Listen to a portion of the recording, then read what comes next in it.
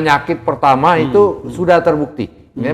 Gugatan dari puluhan orang, ratusan orang, termasuk saya juga menggugat presidensial threshold, tapi sayang ditolak oleh Mahkamah Konstitusi. Sekarang terbukti. Yang 0% itu ya? Iya, presidensial threshold itu sangat jahat, terbukti. Walaupun hati nurani Mahkamah Konstitusi tidak gagal kami ketuk. Sekarang terbukti.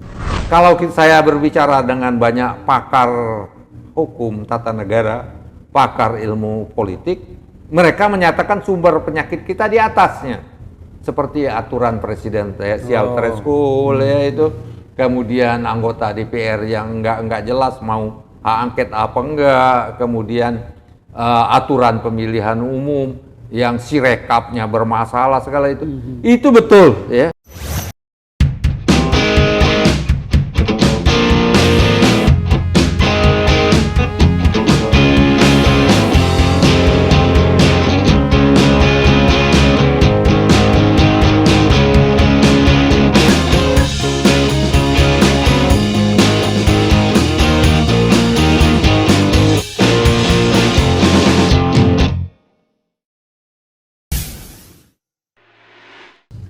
Bismillahirrahmanirrahim. Assalamualaikum warahmatullahi wabarakatuh.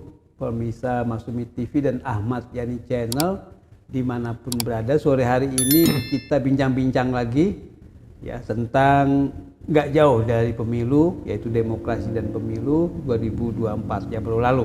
Seperti kita ketahui, kelihatannya memang ada penyakit yang menggerogoti pemilu kita ini 2024 lalu, yang seperti kita ketahui banyak sekali masalah yang tertinggal yang sampai sekarang masih belum tuntas. Selain diatasi melalui jalur konstitusional, melalui Mahkamah Konstitusi, juga dilalui akan ada hak angket yang memang sekarang terus akan digulirkan, tapi belum jelas kepastiannya kapan. Nah, oleh karena itu kita akan membahas ini tentang penyakit-penyakit demokrasi dan apa saja yang akan istilahnya yang harus diobati penyakit demokrasi kita ini, penyakit pemilu kita ini. Itu Pak Almizan Ulfah ya, yang sudah hadir di studi kita pada sore hari ini untuk membahasnya dan juga memberikan pencerahan kepada kita semuanya. Assalamualaikum Pak. Waalaikumsalam Mas Ahmad Heri. Ya, gimana kira-kira pendapat Pak Ya, Almizan? ini kita punya pelajaran yang sangat berharga ya, pemilu serentak 2024 ini ya, Pilpres dan pemilu, Pileg dan pemilu ini. Kalau sebelumnya kita tahu hingar-bingar untuk membatalkan aturan presidensial threshold 20% itu kan lebih banyak argumentasi hukum ya, teori-teori proyeksi.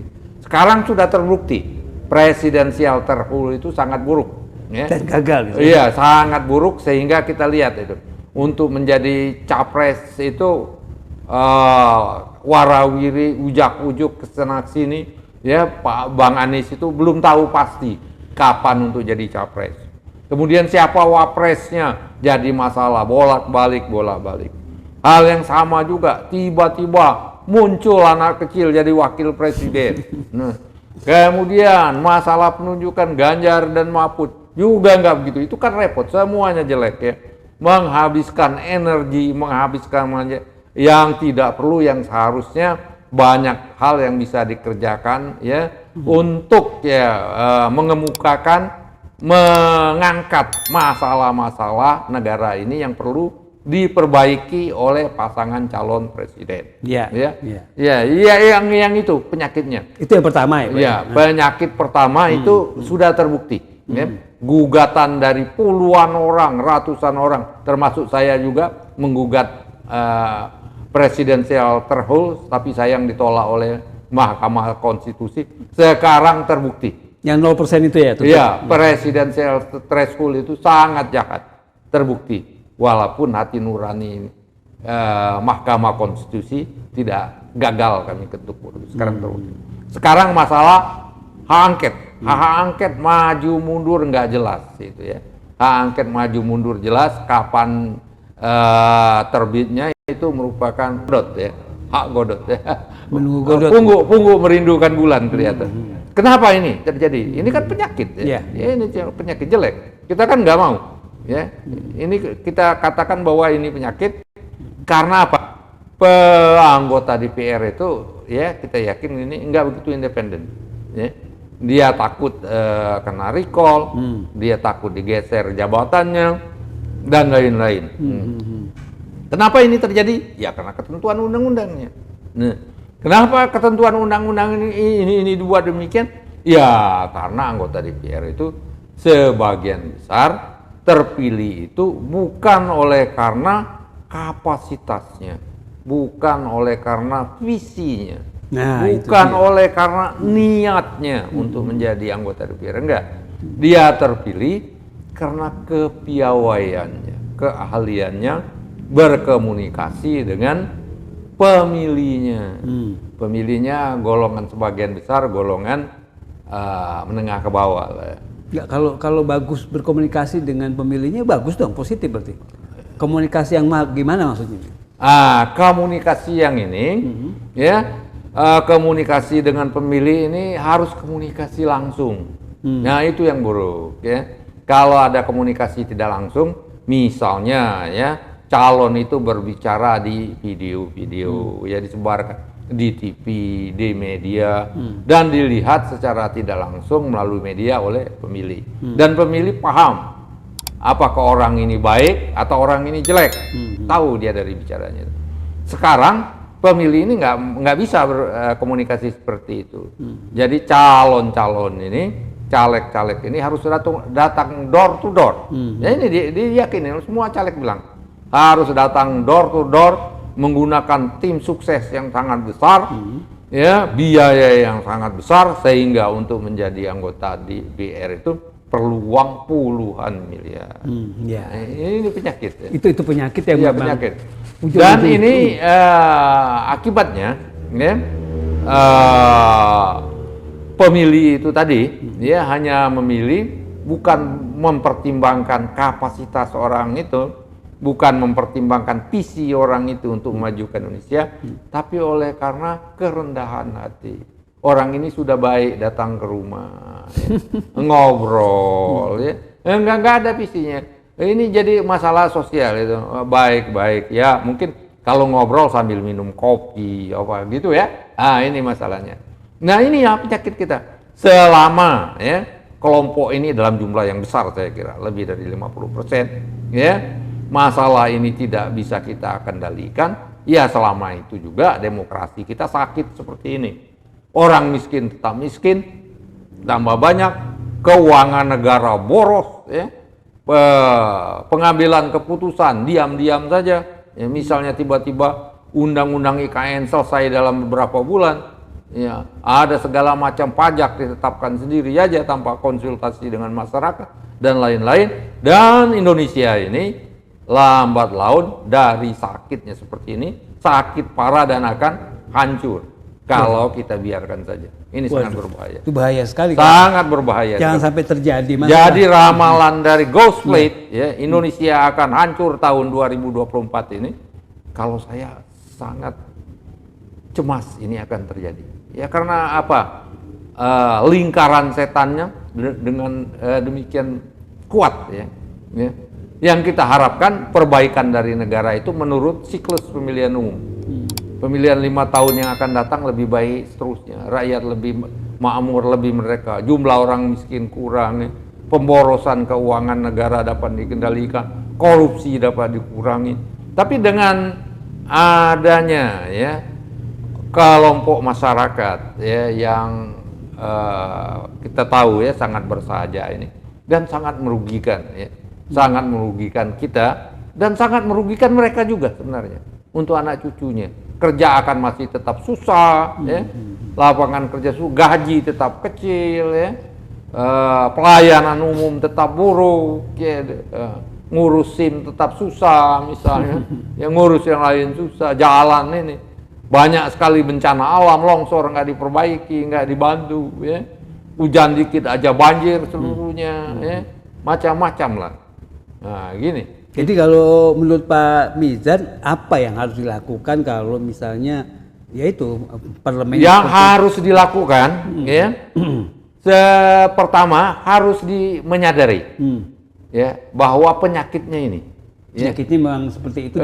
Harus tahu dulu penyakitnya. Jadi kalau kita mau mengobatin suatu ini sakit, ya kita sakit apa, sakit kepala, sakit perut segala, kita harus tahu dulu sumber penyakitnya dulu.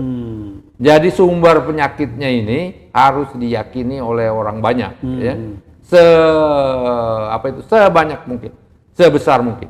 Nah, keyakinan orang banyak bahwa sumber penyakitnya adalah sebenarnya pemilih yang bersahaja, yang dibiarkan tetap miskin, ya.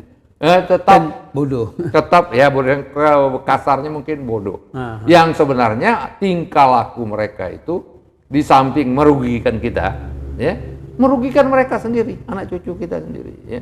Nah ini, yang ini, ya, berputar ya lingkaran setan ini terus, ya, mengakibatkan peraturan yang buruk segalanya, penguasa, pengusaha, ya, dan lain-lain, ya. Ini, yang ini dulu yang harus kita sebarkan, ya, yang harus kita bangun, kita building awareness, ya, kesadaran harus dibangun kepada masyarakat bahwa penyakit kita ini, ya, harus diyakini dulu.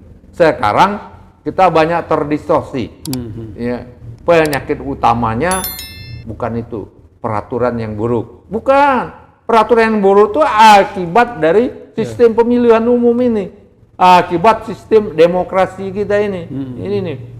Nah, kalau saya berbicara dengan banyak pakar hukum tata negara, pakar ilmu politik, mereka menyatakan sumber penyakit kita di atasnya, seperti aturan presidensial threshold, ya itu, kemudian anggota DPR yang enggak jelas mau hak angket apa enggak, kemudian aturan pemilihan umum yang sirekapnya bermasalah segala itu betul, ya, itu tapi bukan penyakitnya, ya, itu simptomnya.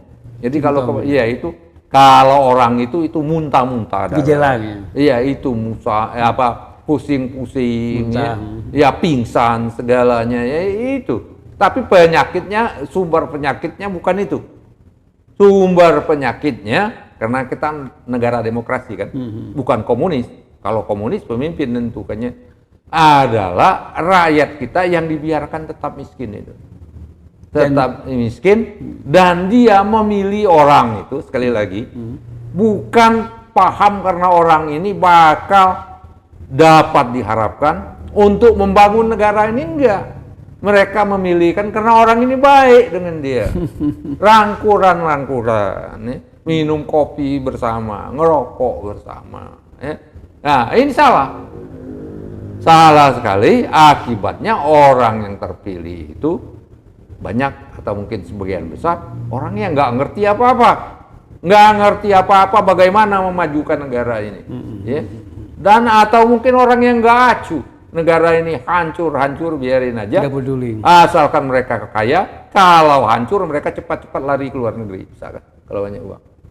Bisa itu. Nah, yang inilah pemahaman ini, mindset inilah yang pertama-tama harus kita bangun, kita pelihara, kembangkan secepat mungkin seperti bola salju. Itu kira-kira. Kalau bahasa tidak well educated lah istilahnya, ya, bahasa halusnya gitu. Itu ukurannya apa kalau kaitannya sama capres, misalnya pemilu, misalnya apa, misalnya apakah mereka paham kalau misalnya capres sedang berdebat, apa mereka nyambung nggak kira-kira? Apa itu ukurannya? Nah, ini bukti nyata. Bukti nyata. Ini pertanyaan yang sangat bagus, ya. Kalau kita lihat di debat-debat ini, Pilpres tadi, berapa kali debat, kemudian ada pernyataannya, itu yang paling bagus itu nomor 1 atau nomor 3. Kalau saya yang lihatnya, di mereka punya visi, mereka punya kapasitas, mereka punya tata krama yang baik, mereka punya etika, sangat diharapkan. Tapi nyatanya nggak dipilih kan? Artinya apa? Sebagian besar pemilihnya itu, ya orang itu seperti tadi itu. Yang tidak well educated. Tidak miskin dan tidak yang tidak well educated itu, ya, miskin. Lah kita bayangin aja, sebagian besar tenaga kerja kita itu hanya tamat SD atau SMP gitu, ya itu. dan kita memahami itu. Dan ini kita prihatin memang. Jadi mereka ini tidak sadar bahwa mereka itu diberi obat bius, ya, narkoba. Ya, narkoba orang datang itu sebenarnya narkoba baik-baik. Perumpamaan. Iya, ya, perumpamaannya, perumpamaannya bukan mereka. Kenapa? Implikasi ya dari memilih orang-orang yang tidak mempunyai kapasitas, yang tidak mempunyai visi untuk Indonesia maju ini, mereka tetap miskin. Itu tetap bayang. Jumlah orang miskin di Indonesia itu bukan 20 juta, bukan 25 juta seperti saya bilang, tapi 100 juta Lebih. 100 juta lebih. Yang mereka laporkan 20 juta itu kemiskinan absolut. Tapi yang orang miskin dan rawan miskin yang perlu dibantu itu 100 juta dan terus nggak berkurang, itu sangat besar itu. Jadi lebih besar dari yang 80 juta itu ya, 100 juta itu. Nah ini jadi masalahnya Pak Heri. Yang ini masalah penyakit ini saya masih sering berdebat dengan teman-teman ahli ilmu politik ya. Kemudian teman-teman pakar hukum tata negara, mereka selalu menguraikan yang di atasnya itu. Penyakit demokrasi kita itu masalah presidensial threshold, masalah undang-undang pemilu, masalah bisnis proses pengangkatan hakim MK, ya, masalah bisnis proses penunjukan komisioner KPK dan lain. Itu betul, tapi itu bukan sumber penyakitnya. Sumber penyakitnya utama itu adalah rakyat itu tadi yang di dalam pemilihan umum memilih orang yang tidak layak karena salah, mereka tertipu. Ya. Mereka memilih karena orang itu datang baik-baik Ke rumahnya. Iya, ke rumahnya, salam-salaman, ngopi, ngerokok, makan singkong. Jadi mereka nggak ada pikiran apakah orang ini akan bisa memajukan Indonesia atau tidak, nggak ada pikiran mereka. Nah ini penyakit kita yang harus kita kembangkan, yang ini harus kita atasi bersama. Tapi sebelum mengatasi bersama, kita harus sepakat dulu, ya. Seluruh masyarakat ini harus sepakat bahwa penyakit utama kita yang ini, bukan masalah bisnis proses pengangkatan komisioner KPK, bukan masalah presidensial threshold, bukan masalah undang-undang yang mengakibatkan anggota DPR tidak independen, mau menerbitkan hak angket aja udah berbulan-bulan nggak selesai, bukan. Itu ya. Iya, kira-kira itu. Oke, terima kasih Pak Amizan. Kita sudah lebih mungkin 20 menit ini menjelang maghrib, menjelang berbuka puasa. Kita berharap sekali pemirsa Masyumi TV dan Ahmad Yani Channel untuk terus menonton acara kita ini dengan like, comment, subscribe, dan juga share dan komen. Mudah-mudahan terus berkembang dan apa yang disampaikan oleh Pak Amizan tadi merupakan pencerahan bagi kita semua, bisa bermanfaat sebagai edukasi ya, dalam rangka pendidikan politik. Tentunya kita akan berharap terus ya Pak Mizan terus ya memberikan pencerahan-pencerahan seperti ini. Oke, terima kasih. Akhirnya kita tutup. Billahi taufik wal hidayah. Wassalamualaikum warahmatullahi wabarakatuh. Waalaikumsalam.